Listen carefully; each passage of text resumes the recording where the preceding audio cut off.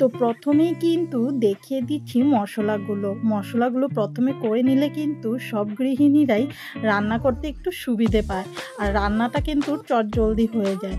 তো মশলার মধ্যে প্রথমে এখানে নিয়ে নিলাম পেঁয়াজ। এখানে কিন্তু আমি মিডিয়াম সাইজের একটা পেঁয়াজ নিয়েছি 2 টুকরোর মতো আদা, 3-4টের মতো রসুনের কলি, আর নিয়েছি 8-9টার মতো কাঁচা লঙ্কা। তারপরে এগুলোকে সামান্য একটু জল দিয়ে কিন্তু পেস্ট করবো। সরি মিডিলে কিন্তু দুটো মেন উপকরণ দিতে হবে, তার মধ্যে একটা ছিল গোটা জিরে আর গোটা ধনে। তো সামান্য একটু জল দিয়ে কিন্তু এটার খুব ভালো ফাইন একটা পেস্ট করে নিতে লাগবে। আর এই যে পেঁয়াজ কুচিটা, এটা কিন্তু আমরা ফোড়নের জন্য ব্যবহার করব। তো এদিকে কিন্তু মশলা তৈরি করা হয়ে গেছে। এখন যে রান্নাটা করব সেই উপকরণটা দেখালাম হলো গিয়ে কাতলা মাছ। তো কাতলা মাছের অনেক রেসিপি কিন্তু আমি তোমাদের সাথে শেয়ার করেছি, আর সবকটাই কিন্তু দুর্দান্ত ছিল। আর আমি সবসময় চেষ্টা করি একটু ইউনিক আর একটু নতুনত্ব করার। তো আজকের রেসিপিটা শুরু করব নুন হলুদ দিয়ে মাখিয়ে। তো এখানে কিন্তু আমি কাতলা মাছের পেটি নিয়ে নিয়েছি আর নিয়েছি আলু ডুমো ডুমো করে কেটে। মাছের যে সাইজ হবে সেই সাইজের যদি আলুটা হয় তাহলে কিন্তু দেখতেও ভালো লাগে আর খেতেও ভালো লাগে। তো নুন হলুদ দিয়ে কিন্তু মাছ আর আলুকে খুব ভালোভাবে ম্যারিনেট করে নিতে হবে। তো এদিকে ম্যারিনেট করতে করতেই তোমাদেরকে বলছি, তোমরা যারা আমার রান্নাঘরে নতুন আছো তারা কিন্তু অবশ্যই চ্যানেলটিকে সাবস্ক্রাইব করে দিয়ে পাশে থাকা বেল আইকনটি ক্লিক করে দিও, যাতে আমার ভিডিও নোটিফিকেশান তোমাদের মোবাইলে পৌঁছে যায়। আর যারা অলরেডি চ্যানেলকে সাবস্ক্রাইব করে রেখেছো তারা ভিডিও দেখার পর একটা লাইক কমেন্ট শেয়ার করতে কিন্তু একদমই ভুলবে না। তো এদিকে তোমাদের সাথে কথা বলতেই কিন্তু মাছ ম্যারিনেট করা হয়ে গেছে। আর এদিকে কড়াই গরম করে কিন্তু আমি তেলটাও গরম করে নিয়েছিলাম। তারপরে একে একে সবগুলো মাছ কিন্তু আমি ভেজে নেব। এখানে কিন্তু মাছটা একটু সময় নিয়ে ভাজতে হবে, একটু উল্টে পাল্টে লালচে করে।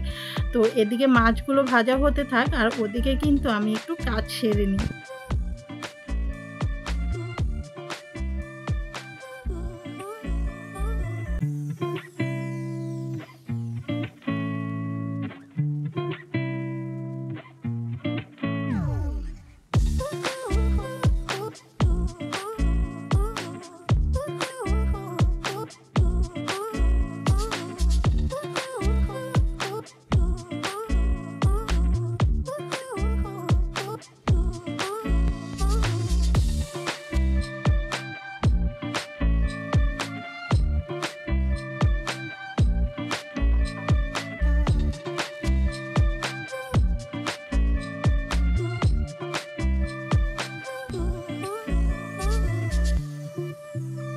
তো এখানে কিন্তু আমার সবগুলো মাছ ভাজা হয়ে গেছে। এখন একই তেলে কিন্তু মেখে রাখা আলুগুলোকেও আমি ভেজে নেব। এখানে কিন্তু আলুটা যেহেতু আমি একটু বড় বড় করে কেটেছিলাম, তার জন্য কিন্তু লালচে করে ভাজার জন্য একটু ঢাকা চাপা দিতে হবে।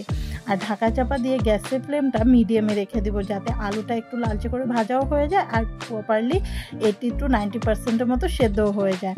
তো দেখো আলুটা কিন্তু খুব সুন্দর কালার চলে এসেছে আর আলুটা কিন্তু 80-90% মতন এখানে সেদ্ধ হয়ে গেছে। তো এখানে আলুগুলো নামিয়ে রেখে কিন্তু আমরা চলে যাব আবার রান্নাটা করতে।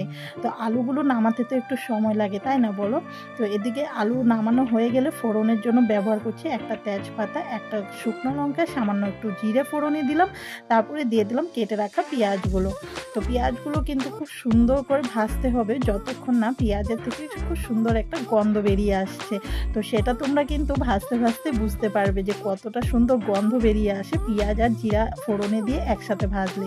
তো তোমাদের সাথে এত কথা বলতে দেখো এদিকে কিন্তু পেঁয়াজটা অনেকটাই ভাজা ভাজা হয়ে গেছে। আর কী যে সুন্দর গন্ধ বেরিয়েছিল পেঁয়াজ ভাজার, সেটা কিন্তু বলে বোঝাতে পারবো না। দেখতেই পাচ্ছ কতটা সুন্দর লাগছে দেখতে। তো এদিকে পেঁয়াজটা ভাজা হয়ে গেলে দিয়ে দেবো তৈরি করে রাখা মশলার পেস্টটা। তো আজকের রান্নাতে কিন্তু কোনো রকমের গুঁড়ো মশলা আমি ব্যবহার করব না, শুধু হলুদটা বাদে। তো আমি কিন্তু দেখিয়েই দিয়েছিলাম আমি কি মশলা পেস্টে ব্যবহার করছি। তো তোমরা কিন্তু এভাবে একবার মাছটা রান্না করতে পারো।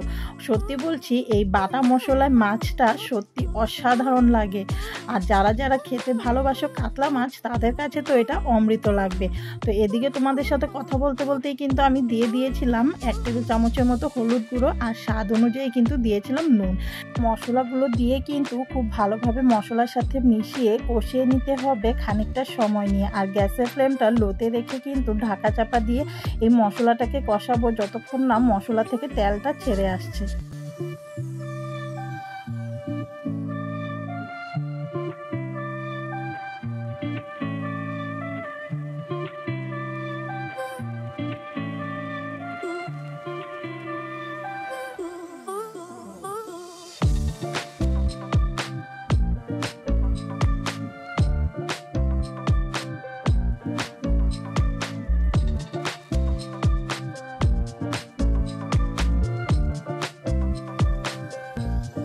তো আমি কিন্তু 5-7 মিনিট ধরে মশলাটাকে খুব ভালোভাবে কষিয়ে নিয়েছিলাম। তারপরে কিন্তু কষানো হয়ে গেলে দিয়ে দিলাম ভেজে রাখা আলুগুলো দিয়ে হালকা একটু নাড়াচাড়া করেই কিন্তু এখানে দিয়ে দেবো পরিমাণ মতো জল ঝোলের জন্য। তো ঝোলটা কিন্তু তোমরা কে যতটা গ্রেভির থিকনেস রাখতে চাও সেটা বুঝেই কিন্তু ব্যবহার করবে। আর এই রান্নাটাতে কিন্তু তেমন একটা ঝোল ভালো লাগবে না, একটু গায়ে গায়ে মাখো মাখো হলে খেতে ভালো লাগবে ভাতের সাথে মেখে।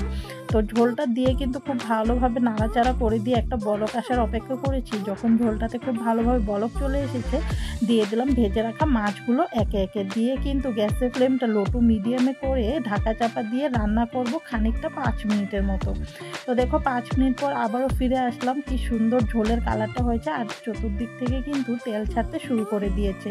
তো এই সময় কিন্তু নাড়াচাড়া করে আবারও একটু ঢাকা চাপা দিয়ে ঝোলটাকে একটু সেদ্ধ হতে দেব।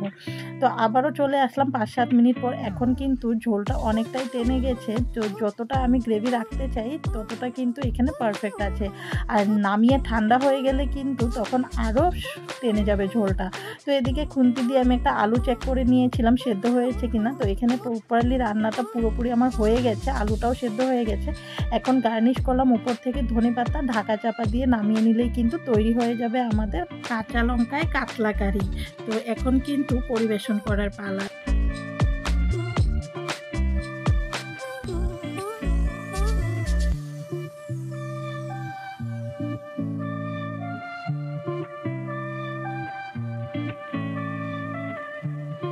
তো ফাইনালি তৈরি হয়ে গেছে আমাদের এই কাঁচা লঙ্কার কাতলা কারিটা। আশা করি রেসিপিটা ভালো লাগবে তোমাদের কাছে। অবশ্যই কিন্তু গরমের দুপুরবেলা এইভাবে একবার রান্না করে দেখতে পারো। আর গরম গরম ভাতের সাথে পরিবেশন করলে কিন্তু অসাধারণ লাগবে খেতে।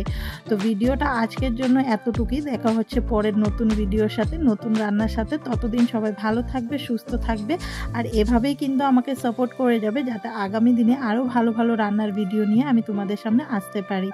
তো আজকের জন্য টাটা, সবাই কিন্তু ভালো থেকো। আর হ্যাঁ, লাইক কমেন্ট শেয়ার করতে কিন্তু একদমই ভুলবে না। টাটা।